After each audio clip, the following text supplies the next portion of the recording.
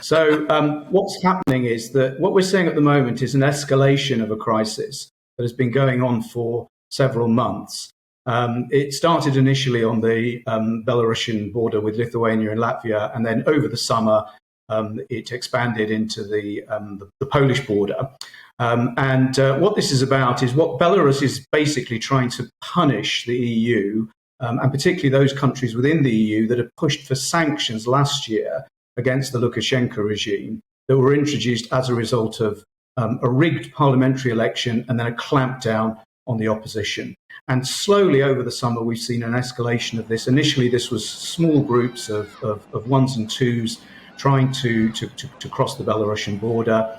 And then over the last week or so, we've seen very large numbers of migrants trying to get across, the kind of scenes that you're showing at the moment.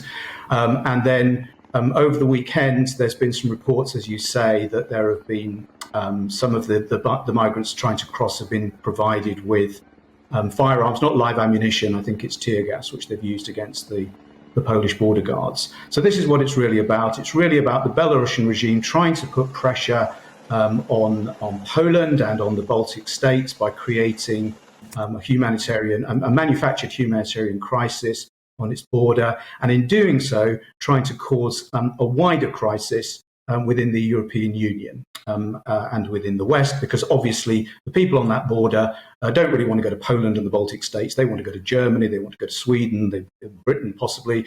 They want to go further west, and that is really what this is about. It's trying to destabilise the EU's external border, and that's what's at stake here. And is it testing Poland's commitment to the European project somewhat, do you think? Because how long is it before the Poles just wave them through and do just ferry them through to Germany? I mean, they don't need this, do they?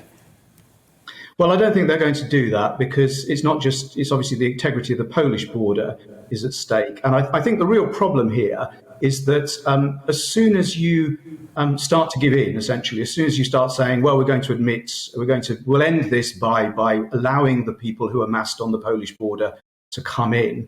Well, as you say, a lot of them will obviously just carry on going further west, but a lot of them won't. And also, this will the message this will send to the Lukashenko regime is this kind of pressure works, basically.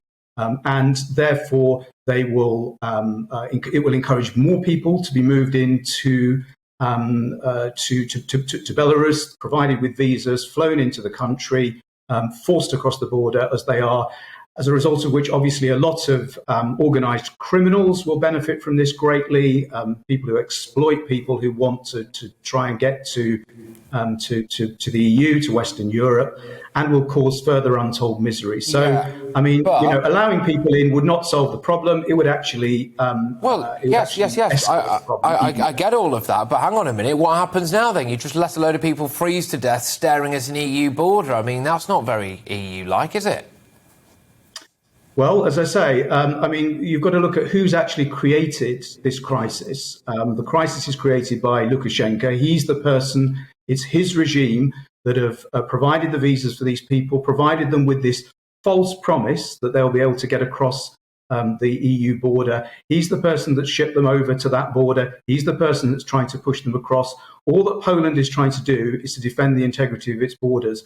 And what Poland knows and what the EU knows is that if it does allow this crisis to escalate, it's learning, belatedly you might say, from what happened in 2015, when large numbers of migrants were admitted through Germany and through Greece and in Italy, is that this will create a crisis across the continent, basically. So I think that, belatedly the EU has kind of woken up to this, and that's why it is standing pretty much four square, really, behind Poland, because it knows that it's its border that is at stake, not just the Polish border, and it knows it doesn't want to repeat of the kind of crisis that it had in 2015.